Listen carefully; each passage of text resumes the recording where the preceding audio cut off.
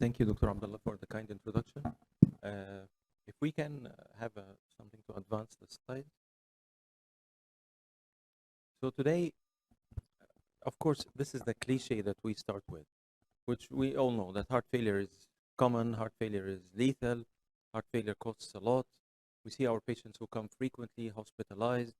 So there's nothing new here. That's heart failure as we know it.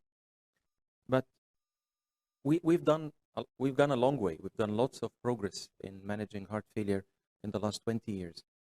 I remember 1990s, in the late 1990s, when we see someone who's in functional class 4 heart failure, we know that he's dead within 1 year. That's where came the notion of heart failure is cancer. But over the last 20 years, we've seen therapies coming, and these therapies made a big difference in the management of heart failure. And we have the the ARNIs, the beta blockers, the MRAs, and recently the SGLT2 inhibitors. And they've done a good job. And we're striving to give our patients the 4 therapies. And we know it's not easy. And so the automatic question which would arise, do we really need new medications? We know it's a lethal condition, but we've gone a long way. We've done a great job up till now in managing heart failure. So do we really need new medications? It would be something that to think of. And the answer is probably yes, because we've gone a long way, we've improved a lot, but still the mission is far from being accomplished. These are data that shows you what happens when we add the 4 medications together, ARNI, beta blocker, MRA, SGLT2, and you see that we reduce the risk by roughly 2/3, which means that 1 out of every 3 patients will still either get hospitalized or die, even when he's getting the 4 therapies in good doses. These are based on the randomized control trials. But even if we look into the trials, the Paradigm trial, which was a game changer, if you look at the residual risk, patients who are already taking an ARNI, 1 out of every 5 would still die or get hospitalized. Even in those who took the 200 milligrams twice daily dose. But if we look into real life, it's different from the randomized control trials.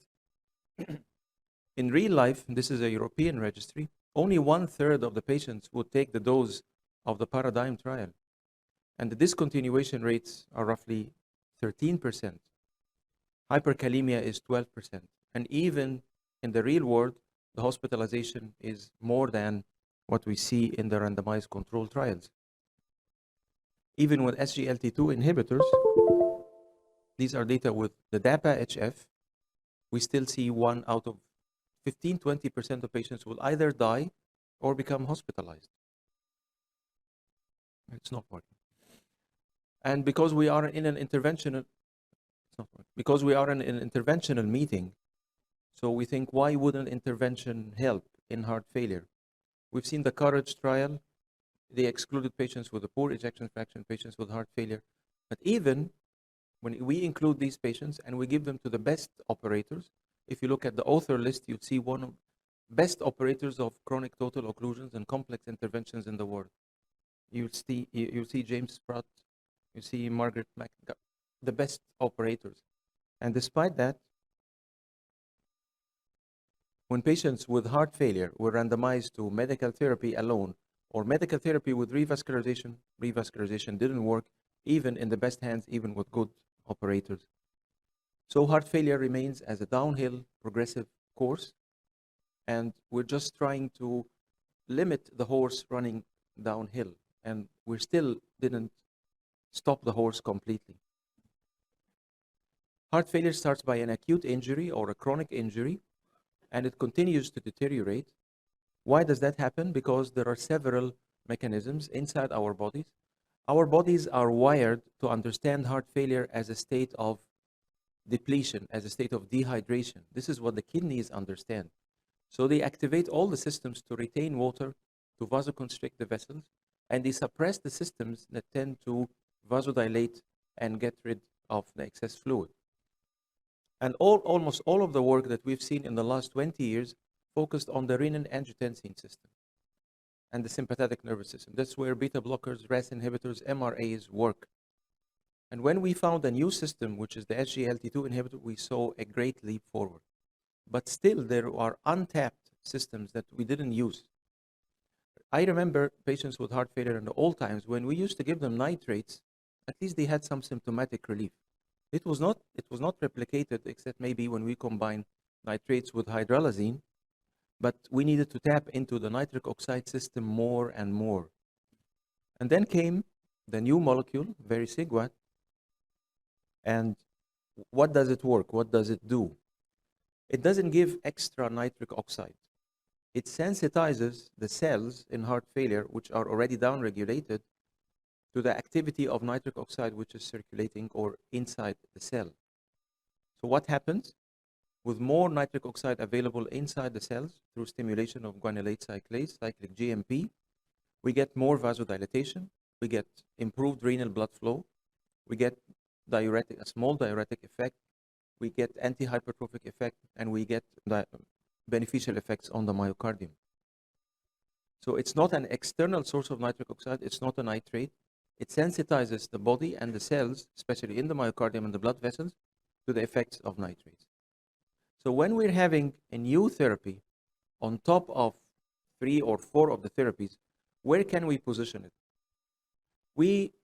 Ideally, we should position it to those patients who are the most sick, who are the sickest, who are suffering more. And patients who are suffering more are those with worsening heart failure. We've seen the downhill progressive course of heart failure. It's punctuated by points where patients acutely deteriorate. Either they become hospitalized, or they need to increase their dose of diuretic, or they need to visit the emergency room urgently. So these are the 3 forms of worsening heart failure. It's common, of course, and the prognosis is grim. If we look at those patients with heart failure that worsen in our practice, we all know them. In 2 years' time, 1/3 of them will be dead. In 2 years of time, 80 or 90% of them will be hospitalized. So this is the group of patients where we had a marked weakness. That was the weakest link in the gap, the weakest link in the chain of heart failure. And even those patients who just come to the outpatient, not hospitalized, for increasing diuretic dose, even those patients, if you look at the curves here, they have a worse prognosis compared to those who do not need an increase in the diuretic dose. And honestly, the only study, or the largest study that looked into this group of patients, was the Victoria. They looked at patients with chronic heart failure, but they had to be worsened. Not just the heart failure patients going in the community, no. Those were the patients who worsened. They either required a hospitalization recently, or they had to visit the emergency department, or they had to increase their diuretic dose. They looked at this sick group of patients, and they were randomized to the standard of care, and we'll see now how good the standard of care was, or to receive the new medication, which is vericiguat, which is a nitric oxide sensitizer. There was no run-in phase, so they didn't need to test the tolerability of patients to the medication first. They randomized, and they increased the dose, they up-titrated, and they followed the patients for 2 years. These patients were really sick. The majority of them were hospitalized. 85% has been hospitalized in the last 6 months. And it tells you, we know that those patients who are hospitalized, they keep coming in again and again. How good were they treated? They were treated mostly to the best of what we have. 90% were on beta blockers. 73% were taking a RAS blocker. 15% were taking an ARNI. And more than roughly 2/3 of the patients were taking 3 classes of the standard of care. And we know from the real life that this is our practice. A small proportion of our heart failure patients are able to take the 4 medications. So this is very close to real life. A group of sick patients, 1/3 of them had an implantable defibrillator, telling you how bad their heart failure was. And so what happened when we give to this sick group of patients the standard of care versus standard of care plus vericiguat? We follow them for less than 2 years. It's 1.5 years. And it's 2.5 years. And what did we see? we saw a significant reduction in the time to heart failure hospitalization or the time to mortality. We saw a 4% absolute risk reduction, and we'll talk about that, and we saw a 10% relative reduction in the risk of heart failure hospitalization, the time to heart failure hospitalization or death. How big is this effect? We'll see it in comparison to other therapies that we use routinely and we don't question their efficacy. But looking at other endpoints, we see that heart failure hospitalization was reduced. Total heart failure, not just the time, was reduced. And if we combine mortality and hospitalization, again, it was significantly reduced with Verquvo. One of the greatest concerns, okay, this might be a good medication, let's discuss that, but is it safe? Will it cause serious side effects, as we've seen with other classes? Compared to placebo, no significant difference in the side effects, probably some increase in anemia, we can discuss that. But our biggest concerns with adding a new treatment for heart failure would be lowering the blood pressure. We've seen what happened with ARNI, we've seen what happens with beta blockers. So is it the same story here? No, it's different. Looking at the chances of hypotension and syncope with Verquvo versus placebo, we didn't see a significant difference. This is a vasodilator medication, so you expect initially a very minor decline in blood pressure. It's a vasodilator, but it doesn't compare at all to the other 3 strong blood pressure lowering medications, and we'll see that. So it shouldn't be an issue at all when you have a patient with borderline blood pressure. It has no effect on the heart rate. It's not excreted by the kidney. So it can be used down to an eGFR of 15. Remember that ARNI, the cutoff is in the eGFR is 30. For SGLT2 inhibitors, the cutoff is 20. But for this medication, we're even going lower. You can use it up to an eGFR of 15. You shouldn't worry about hyperkalemia, no risk of hyperkalemia. Shouldn't worry about worsening kidney functions. It doesn't work on the renin-angiotensin system. The risk of hypotension is negligible. So how does that compare? How did the benefit that we see with Verquvo compare to the benefit we see from ARNI, from SGLT2 inhibitors? First, let's look at the trials. The Victoria trial included the sickest patients with heart failure. You see their pro-BNP is higher than any other trial. Their ejection fraction, all of them had heart failure hospitalization within the previous 6 months, unlike other trials where it was not required. Looking at the pro-BNP, highest. Looking at the eGFR, the proportion of patients with eGFR less than 60 among the highest. Looking at the functional class, they had the biggest proportion of functional class 3 and 4 patients. So this trial focused on our weaknesses, the sickest patients, those who become hospitalized again and again. And how do we know that they were sick? Looking at the events in the placebo arm. The events in the placebo arm was 38%, which is beyond comparison to other trials in the placebo arm. It tells you how sick these patients were. So how does the benefit that we've seen in the trial, because initially it seems like a 10% relative reduction is not an impressive change. But let's compare the absolute risk reduction, which is important for policymakers, for big institutions, for the healthcare organizers. Absolute risk reduction makes more sense. Let's compare the absolute risk reduction across the different trials.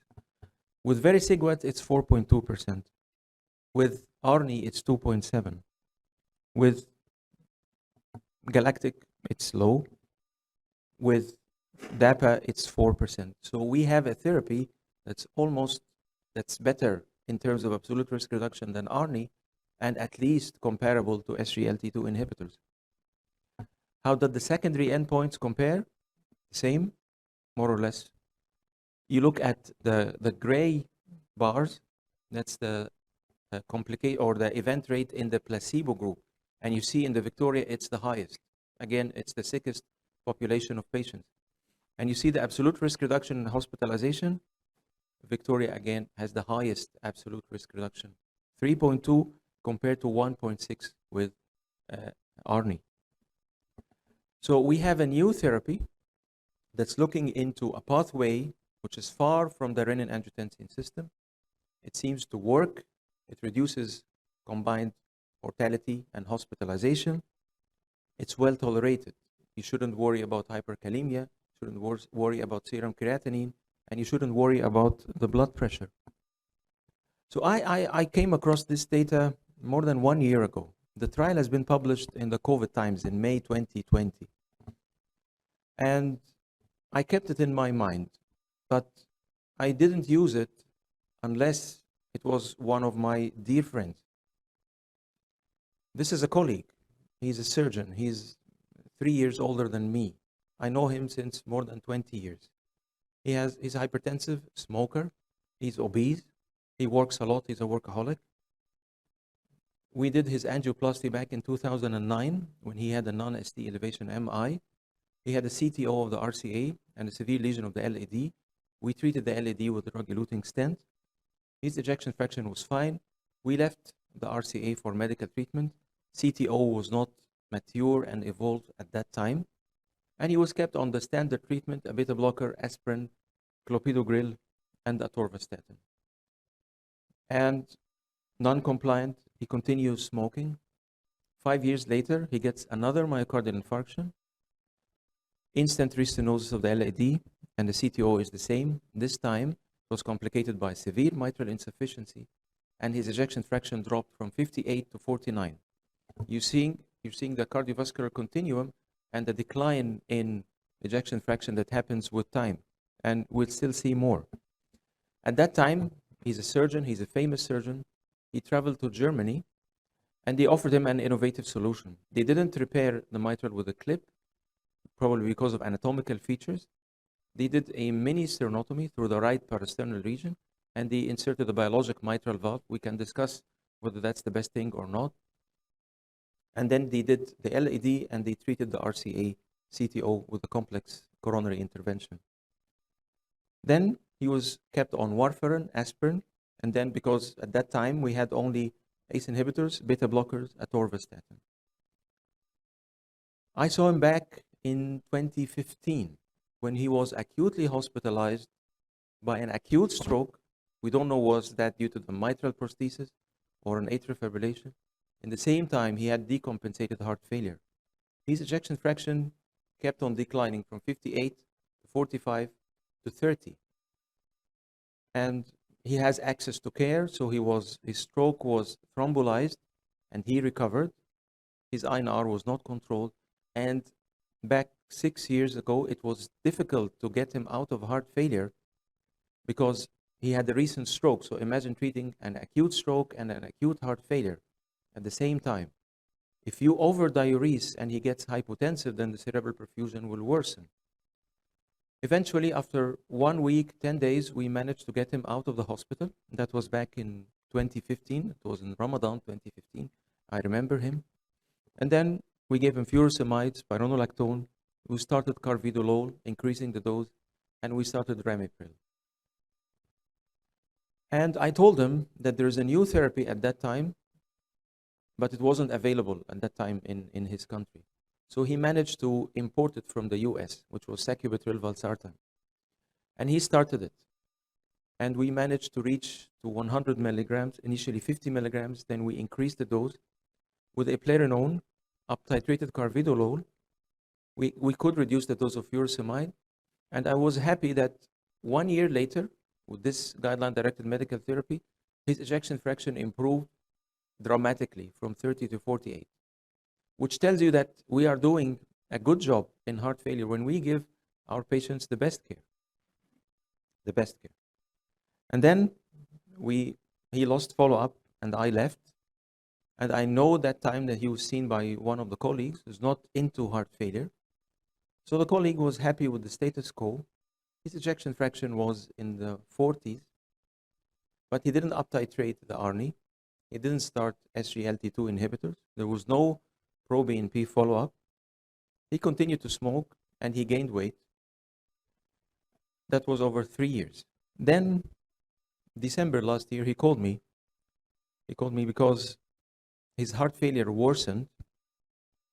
He's progressively becoming short of breath.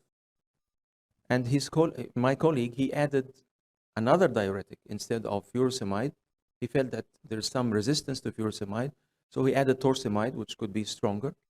But instead, his blood pressure dropped. And in the same time, he got another stroke. And you see the difference in care between 2015 and 2021. 2015, we had only thrombolysis. 2021, he was treated by mechanical thrombectomy. And again, he recovered fully. But because of the blood pressure, again with an acute stroke, he had to stop the beta blockers, he had to stop the ARNIs because he was congested and he was hypotensive. His proBNP was sky high like the ones we saw in the Victoria trial. His troponin was negative, so there was no acute real coronary event.